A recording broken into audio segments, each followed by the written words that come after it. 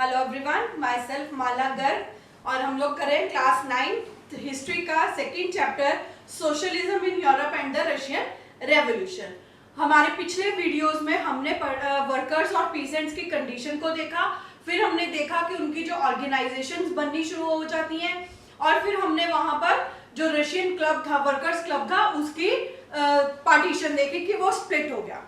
आज जो हम टॉपिक शुरू करने जा रहे हैं वो है the turbulent time, the 1905 revolution. पहले टॉपिक को अच्छे से समझ लेते हैं।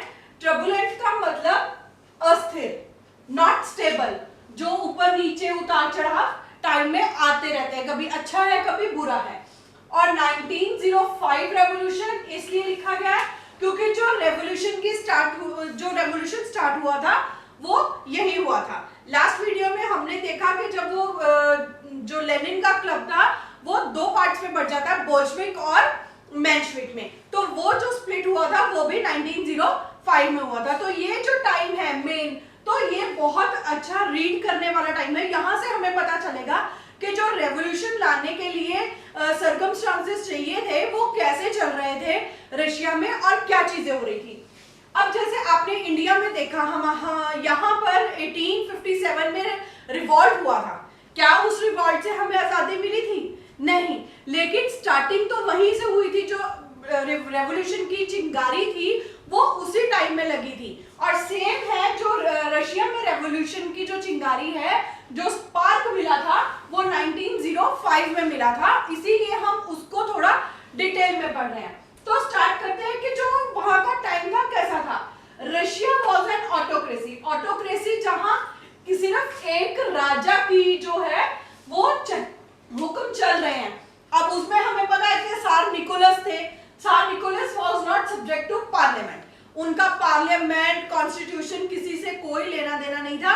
वो अपनी मर्जी चलाते थे और अपनी मर्जी से ही रूल्स रेगुलेशन बनाते थे और उनको स्टार्ट करते थे।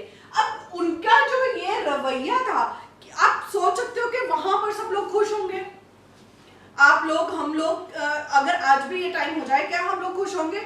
नहीं। हमने पहले भी पढ़ा था कि डॉक्टर्स और स्टूडेंट्स भी पीसेंट्स के साथ जुड़ गए थे।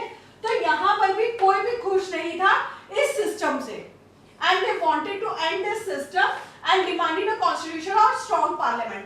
इस चीज से कोई भी खुश नहीं था और वो चाहते थे कि इस सिस्टम का एंड हो जाए। सार निकोलस को का सब लोग एंड कर दें। हमें उसको नहीं राजा मानना है, हमें एक अच्छी पार्लियामेंट चाहिए, स्ट्रॉन्ग पार्लियामेंट जिसके रूल्स रेगुलेशन सबके लिए एक जैसे हो। उसमें राजा हो चाहे वो गरीब हो, कोई भी हो, सबके लिए एक जैसे रूल्स चाहिए।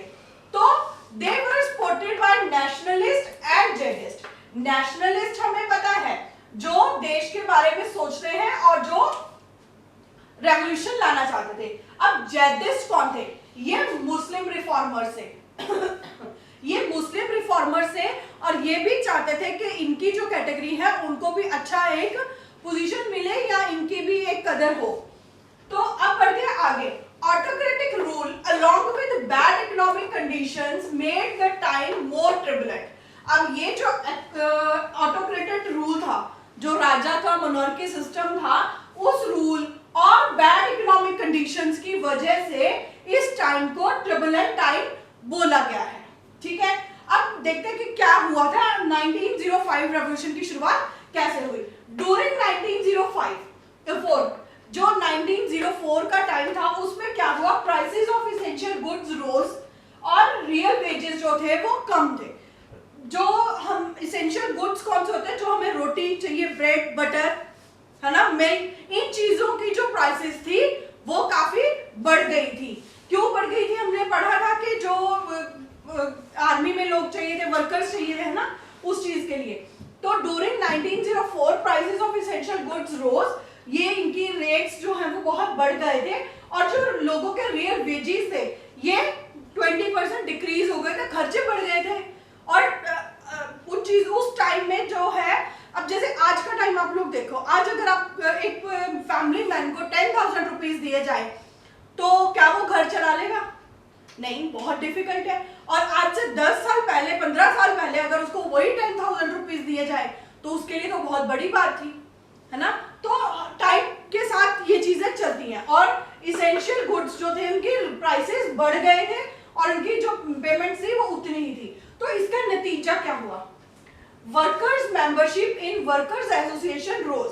अब जो एसोसिएशंस बनी हुई थी उसमें जो वर्कर्स थे जुड़ना शुरू हो गए और इसमें मेंबरशिप बढ़ने लगी। जो हमारी पार्टीज बनी हुई थी, डेमोक्रेटिक रेवोल्यूशनरी पार्टीज बनी हुई थी वर्कर्स की, उसमें लोग जुड़ना शुरू हो गए। अब इस चीज में स्पार्क क्या मिला? इसमें स्पार्क मिलता है कि जब इतने बढ़ गए तो कहीं ना कहीं कुछ तो होगा। One day 4 members of assembly of Russian workers, अब जो रशियन वर्कर्स असेंबली थी, एक ग्रुप था, उसके जो 4 मेंबर्स थे, they were removed at Putilov iron works. उनको पुटिलव आयरन वर्क्स इंडस्ट्री थी एक, वहां से निकाल दिया गया। ठीक है ना? जो वर्कर्स थे उस असेंबली के, अब जो ग्रुप्स बनते हैं वो एक दूसरे की हेल्प तो करते हैं, है ना? तो उनके जो 4 मेंबर्स थे उनको पुतिलिव आयरन वर्क से निकाल दिया गया। ये एक इंडस्ट्री थी। ठीक है?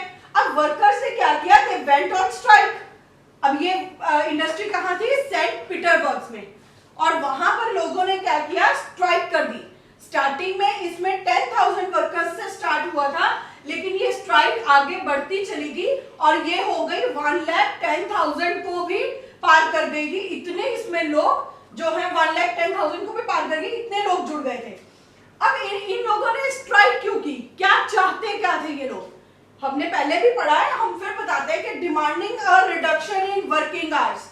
वो कहते थे हमारे वर्किंग आवर्स को कम करो। आपको पता है कि पहले इनके 16 आवर्स थे, तो अब ये चाहते थे कि जो इनके वर्किंग आवर्स हैं वो कम करके 8 आवर्स का इनका जो है वर्किंग टाइम रखा जाए। एंड इंक्रीज इन वेजेस, ये चाहते थे उनकी जो सैलरीज हैं, जो पेमेंट्स हैं, उनको बढ़ाया जाए। इंप्रूवमेंट इन वर्किंग कंडीशंस, और जो काम करने की कंडीशंस हैं उनमें भी थोड़ा सा सुधार लाया जाए। तो ये चीजें थी जिनकी वजह से ये हुआ। अब इसमें जो इन्होंने स्ट्राइक की थी, इस स्ट्राइक को ब्लडी संडे का नाम दिया गया। तो अब हमने देखा कि ट्रैबुलेंट टाइम में डिमांड होनी शुरू हो गई थी। डिमांड होनी शुरू हो गई थी, स्ट्राइक पे चले गए लोग। तो स्ट्राइक पे जब वो गए तो क्या हुआ? तो यहाँ पर जो शुरू होता है वो ब्लडी संडे का इंसिडेंट शुरू होता है। ये एक अलग से क्वेश्चन आपको बन के आता है, तो इसीलिए मैंने इसको हेडिंग दी है ब्लडी संडे की। तो जब चेंज की डिमांड होने लगी, when the change was demanded, तो जो उनकी स्ट्राइक थी, मींस ग्रुप था लोगों का, द प्रोसेशन ऑफ वर्कर्स, जो झुंड था पूरा वर्कर्स का, लेड बाय फादर गैपोन। अब फादर गैपोन ने इसको लीड किया, आगे लगे एंड रीच विंटर पैलेस। अब विंटर पैलेस क्या है? जहां राजा रहता था, सार निकोलस का महल था वो। तो the procession of workers led by Father Gapon reach Winter Palace. ये जो पूरा झुंड था, लोगों की जो भीड़ थी, ये सार निकोलस के महल के बाहर इकट्ठी हो गई। अब वहां पर क्या होता है? अब राजा वेट थोड़ी कर रहा होगा कि मेरे पास आएंगे और मैं उनको चाय पानी पिलाऊंगा, नहीं। They were attacked by police and Cossacks. अब उनके ऊपर पुलिस और कोसैक्स ने हमला किया। जो कोसैक्स होते हैं, ये कौन होते हैं? ये राजा की सीक्रेट पुलिस होती है। जो राजा अपनी एक सीक्रेट पुलिस रखता है वो होते हैं कैसॉक्स, और उन्होंने इन लोगों के ऊपर हमला कर दिया। अब उस हमले में क्या हुआ? Near about 100 people were killed and 300 more than 300 were bounded. इतने लोग वहां पर मरे और जख्मी हुए, राइट? अब जो ये सारा इंसिडेंट हुआ था, जो ये ब्लडी संडे का इंसिडेंट था, इट वाज ऑन 22 जनवरी 1905, और दिन था वो संडे का, राइट? तो it happened on 26 January 1905 and the day was Sunday. इसीलिए इसका नाम जो है ब्लडी संडे रखा गया। The date was not mentioned in your book, you have to note it down. तो ये जो डेट थी, ये डे था, इसको क्या बोला गया? ब्लडी संडे, क्योंकि उस दिन इतने लोगों की मौत हुई थी और लोग जख्मी हुए थे। अब जो ये ब्लडी संडे का इंसिडेंट था, इसने एक स्पार्क दे दी। इसने जो रेवोल्यूशन आना था उसको स्पार्क दी। आपको याद होगा कि जो हमारा जो इंडिया में जलियांवाला बाग का इंसिडेंट हुआ था, उसको भी स्पार्क माना जाता है ना। उसके बाद कुछ हुआ तो नहीं था, लोगों ने जो अनकॉपरेशन की इनकॉपरेशन मूवमेंट शुरू कर दी थी, उन्होंने बायकॉट कर दिया था ब्रिटिशर्स का। तो यहां भी इस इंसिडेंट की वजह से क्या हुआ, एक स्पार्क मिल गई उस चीज को, रेवोल्यूशन की। क्या हुआ रीजन, फिर लोगों ने क्या किया, हमारे यहाँ तो बायकॉट किया था, इंडिया में बायकॉट किया था, तो वहां क्या हुआ था, strikes all over the country, सारी कंट्री में स्ट्राइक्स शुरू हुई, सब जगह वर्कर्स जो है रोड पर आ गए, जो उनकी जो फैक्ट्री थी वो सब बंद हो गई, यूनिवर्सिटीज क्लोज, सारी यूनिवर्सिटीज क्लोज हो गई, मींस बच्चों ने, स्टूडेंट्स ने भी इसको ज्वाइन कर लिया, lawyers, doctors, engineers, all middle class joined and demanded constitution. Means इसमें सब लोग जुड़ गए, बच्चे भी, lawyers, doctors, engineer, middle class के सब लोग जिनकी नहीं सुनी जा रही थी, उन लोगों ने इस रेवोल्यूशन को, इस स्ट्राइक को ज्वाइन किया।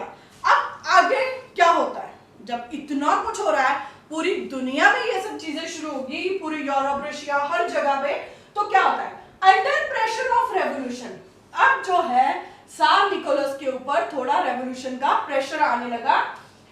सार allowed creation of an elected consultative parliament, जिसको दमा बोला गया। अब आप ध्यान दीजिए इसके नाम पर, इलेक्टेड जो इलेक्ट होगी, कंसल्टेटिव, कंसल्टेटिव मतलब जो राजा से कंसल्ट किए बिना कोई भी रूल रेगुलेशन बाहर नहीं करेगी। Consultation body with quasi legislative functions, means वो छोटे मोटे जो रूल्स रेगुलेशन है वो बना सकती थी, otherwise the parliament has to consult with the king. और जो फर्स्ट दमा इन्होंने बनाई उसका क्या हुआ, फर्स्ट दमा was dissolve after the inauguration, after 75 days of its inauguration, वो दमा डिसॉल्व हो गई। जो सार निकोलस थे उन्होंने उसको बंद कर दिया, डिसॉल्व कर दिया। क्यों बंद कर दिया, क्योंकि वो किंग के ही ऊपर क्वेश्चंस खड़े करने लग गई थी, उनके ऊपर नजर रखते थे। इस वजह से जो किंग थे उन्होंने फर्स्ट दमा को डिसॉल्व कर दिया और एक सेकंड दमा बनाई, उसके कुछ न्यू मेंबर्स बनाए, सेकंड दमा बनी, लेकिन ये भी कुछ टाइम बाद बंद हो गई। और इस दमा के ऊपर चार्जेस क्या लगे कि they were trying to kill the king tsar Nicholas and his family. तो जो सेकंड दमा थी इसको भी किंग ने बंद कर दिया, डिसॉल्व कर दिया और एक थर्ड दमा बना दी। और इसके ऊपर चार्जेस क्या लगाए कि ये जो दमा थी, इसके जो मेंबर थे, they were planning to kill me and my family, वो राजा और उसकी फैमिली को मारना चाहते थे। अब थर्ड दमा बन गई है। अब आप सोचोगे फर्स्ट बनी, डिस्ट्रॉय हो गई, सेकंड बनी, वो भी डिसॉल्व हो गई, थर्ड दमा की क्या गारंटी थी कि वो चलेगी, और चलेगी भी या नहीं चलेगी। तो मैं आपको बता दूं कि जो थर्ड दमा थी वो चली, it completed there 5 years time. उन्होंने अपना जो 5 years का टाइम पीरियड होता है उसको कंप्लीट किया। क्यों, क्योंकि it was packed with conservative politicians. इसमें सारे कंजर्वेटिव पॉलिटिशियंस थे जो किंग की तरह सोचते थे और चेंज नहीं चाहते थे। हमने लास्ट वीडियोस में अपने पढ़ा है ना कि कंजर्वेटिव्स जो होते हैं वो जो इसी उसको बिलोंग कर रहे थे और वो चेंज नहीं चाहते थे। Liberals and revolutionaries were kept out. इसमें से जो सारे लिबरल्स थे, रेवोल्यूशनर्स थे, ऐसी थिंकिंग वाले लोग थे, उन सबको जो है उनको इस दमा से बाहर रखा गया। और इसीलिए इस दमा ने क्या किया, अपना 5 years का टाइम पीरियड पूरा किया। अब आप सोचोगे कि जो पहले कमेटीज थी, ट्रेड यूनियंस थे, वो कुछ नहीं कर रहे थे, वो कुछ कैसे करेंगे। राजा ने बड़ी सिस्टमैटिकली उनको डिसॉल्व कर दिया था, उनकी पावर्स छीन ली थी और ये ट्रेड यूनियंस और जो कमेटीज थी ये खत्म हो गई थी। इनका कंट्रोल जो था कुछ भी नहीं था, क्योंकि राजा ने पार्लियामेंट बना दी तो उसके साथ सब कुछ शुरू हुआ, है ना। सब कुछ वही देख रहे थे या राजा देख रहे थे, तो बाकी चीजों की तो कोई बात ही नहीं है। एक बार चेंज आ जाए, लोगों को ये होगा कि हाँ कुछ चेंज है, पार्लियामेंट बन गई है और ये अच्छी है, टाइम पीरियड भी उनका निकल गया, है ना। तो नेक्स्ट वीडियो में हम